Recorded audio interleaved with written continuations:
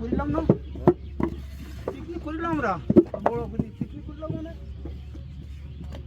আর মাঠা শেষে করবো নদী গিয়ে পিকনিক করবো। বড় পিকনিক করে খাইয়ে তারপর বাড়ি ফিরে যাবো, গাড়ি চড়বো। বাসায় রাখ যাওয়ার সময় তো প্ল্যান করে যাওয়া যায় না, যাই যারাই গেল দেখলাম তাড়াহুড়ো করে চলে যাবে। যারা তাড়াহুড়ো করে যাবে তারা চলে যাবে, যে কজন থাকবো সেই কজন।